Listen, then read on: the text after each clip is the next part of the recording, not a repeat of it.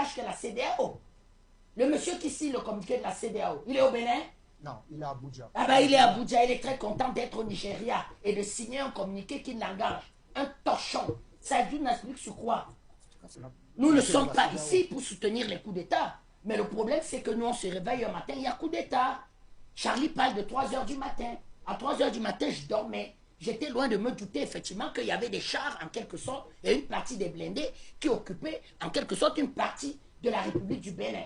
Et nous lançons un appel à M. Talon. Monsieur Talon, parlez.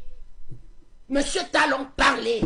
Et on nous disait la même chose pour M. Bazoum. Non, ne vous en faites pas. M. Bazoum est là. Il résiste. Il est au palais présidentiel. Au Niger, on a pris 2 jours pour vous vous souvenez du Niger? Absolument, Radio France Mensonge international, France 24 nous disait, ne vous doutez pas, monsieur Lay résiste.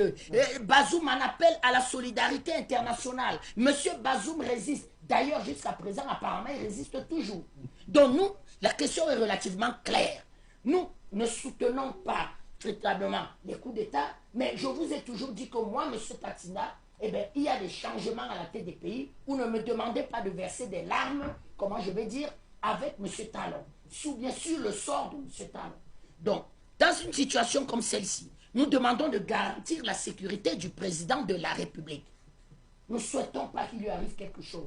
À lui, à son épouse, à ses enfants, relativement à ses amis. Mais toujours est-il que ce Bénin, qui est un miracle sur le plan économique, 14% de taux de croissance, démocratie à 2 tours. Monsieur Talon est élu après 2 tours, loin des dictatures du Cameroun où un monsieur de 93 ans gagne une élection à 1 tour. Eh bien, ce modèle-là, eh bien, ne donne pas le bonheur suprême.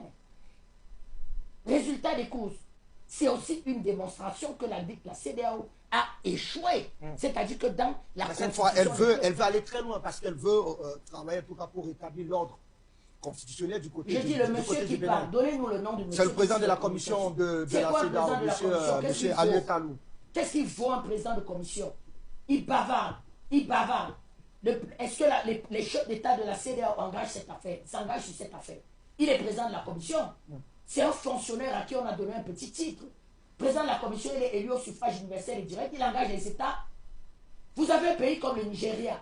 C'est-à-dire que le grand... Le document, en tout cas, ouais. il est mentionné au bas de la page, commission de l'Union, vous avez un commission pays de la CEDEAO. Je vous ai dit que vous retirez le Nigeria de la CEDEAO perd les 3/4 de son produit intérieur brut. C'est le Nigeria à la CEDEAO. Est-ce que M. Tiloubou s'est prononcé? Alors, vous me lisez un torchon de quelqu'un qui veut se faire voir. Il dit vraiment, on entend intervenir par la force mise en attente. C'est quoi la force mise en attente? Mais ils effrayaient les Nigériens avec cette histoire. Monsieur Macron expliquait que voilà la grande réunion des chefs d'état-major des armées. Nous donnons 72 heures. Monsieur Bazoum résistez. Ne tremblez pas. On vient vous libérer avec femmes et enfants. La fille de Bazoum depuis Paris nous expliquait que mon père a des problèmes. Il faut le libérer. Les États-Unis disaient libérez-nous, monsieur Bazoum. Donc nous sommes là, nous suivons la situation. Le fait est clair, c'est que M. Talon ne parle pas. Et nous, les panafricanistes, nous disons à M. Talon, Monsieur Talon, parlez. M. Talon, c'est un démocrate. Vous ne le voyez pas dans ses vestes et tout? Eh bien, il parle ici, il parle souvent, même il tchatche. Vous appelez M. Talon, il dit, je suis dans le tchatch avec mes populations. On nous a vanté un Bénin démocratique où le peuple est très content. Mais là, nous nous rendons compte aujourd'hui qu'une partie des forces de sécurité, des jeunes ont pris leurs responsabilités et disent que la récréation est terminée. Où est le deuxième pays développé de la CEDEAO, M. Ouattara? Il ne parle pas. Il est contre les coups d'État. Pourquoi personne ne parle? Mais c'est Macron, il ne parle pas. L'Union européenne ne parle plus. Eh bien, c'est terminé cette histoire. Et nous disons toujours que à la façon dont vous gérez votre pays, à la façon dont vous mettez les orientations, vous orientez votre pays dans des cul-de-sac, c'est-à-dire dans des situations qui n'apportent rien. Alors qu'aujourd'hui, un vent panafricaniste, en quelque sorte, souffle. Moi, je serai président du Togo, je serai très inquiet. Je serai président de la Côte d'Ivoire, je serai très inquiet. Pourquoi le Togo, Bertrand? Mais parce que les peuples ont besoin de se libérer. Le Togo, ça fait quand même, comment on va dire, 50 ans de gestion de pouvoir du caporal Ayadema et un de ses enfants, fils héritier.